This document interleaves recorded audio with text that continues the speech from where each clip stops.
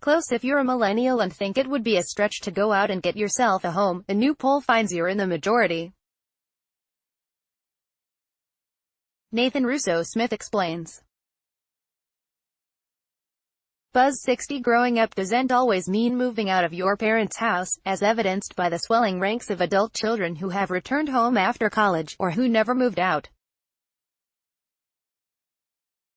Called the Boomerang generation, this group now includes about 1 out of every 3 Americans between the ages of 18 to 34, according to the most recent U.S.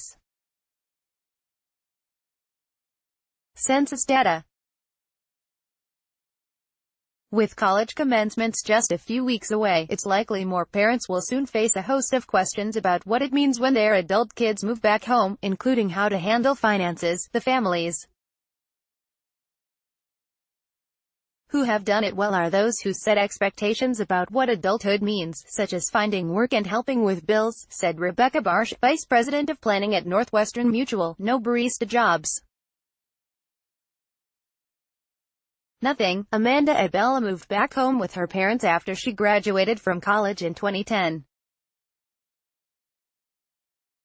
The job market in Miami was tough for a new grad, and housing costs were high. There was no administrative work, no barista jobs. Nothing, she said. Instead, she moved back home with her parents, a stay that stretched to 7 years. Her brother also moved into their parents' Miami home for similar reasons. The move allowed her to invest in building a career as a business coach and personal finance writer, while also saving for retirement. It's one of the smartest things you can do. Just be aware there are certain things you need to do to make it work, Abella said. Amanda Abella, pictured, moved back home with her family after she graduated from college in 2010.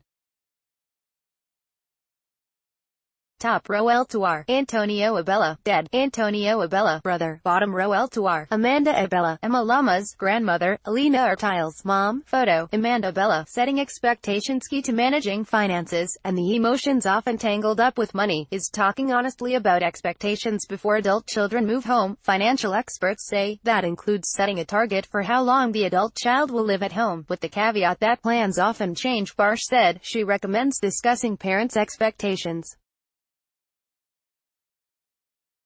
about contributing to household expenses, as well as helping the adult child create financial goals such as saving for retirement or a down payment on their own home. It's really asking the question, are you moving back in as an adult or as a child who is fully supported, she said. Charging rent can be an emotionally fraught topic, especially for adult children who may be shocked if their parents ask them to pay to live in their childhood home. If parents want to charge rent, they should ask for below-market rates, advised Shelley Ann Awicka, a wealth management advisor at TIAA. The idea is you are providing some sort of subsidy to build up some financial wherewithal, she said. Other parents may decide to forego rent because it gives their adult children a chance to build their savings. That's the case with Sydney Ely of Burlington, Vermont, who said she and her husband don't charge their 29-year-old daughter rent because she's saving to buy her own home. Her husband went to the bank with her, and they laid out a plan on how much she would need for a down payment, she said. She is working toward completing that goal, but, she noted, the relationship between parents and adult children is deeply individual. If she were the kind of child that was spending a great deal and not saving, I would have a lot of difficulty with that, Ely said.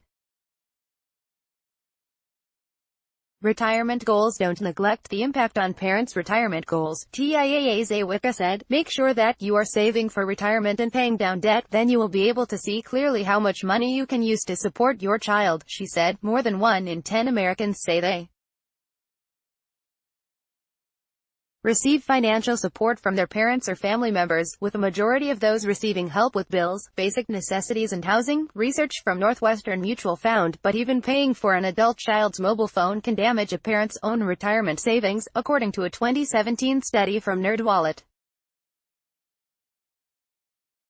The financial site found that paying for adult children's expenses, from rent to clothing, could siphon off up to $227,000 in retirement savings. Household expenses. Adding another adult to the household will boost household expenses, creating an opportunity to talk with adult children about the costs of running a house, Awika said. You may not have turned off the lights at night because you weren't paying the bill. Now you're like, let's turn it off, she said. Abella said she paid for her own phone and auto insurance while living at home. Her lesson: don't expect your parents to pay for everything. More. Raising a child costs $233,610. Are you financially prepared to be a parent? More. Preparing for a life after death, a guide for parents of adult children with special needs. More. How to figure out elder care for your aging parent. Meeting as adults. Parents and adult children can find some unexpected benefits to living under the same roof. I get to see little parts of her that I would not have had the opportunity to experience, said Ely about her daughter's return home. It's a real gift. In Abella's case, she helped her parents start their estate planning as she learned more about personal finance. Her family needed her in different ways, such as helping care for her grandmother, who moved into the family home when she developed Alzheimer's. Take stuff off your parents' plate over time and do what you can to help, Abella said. Throw money into savings, pay off the student loans, start a business. Do something that will set you up financially. Read or share this story. https://usat.ly/2ihuz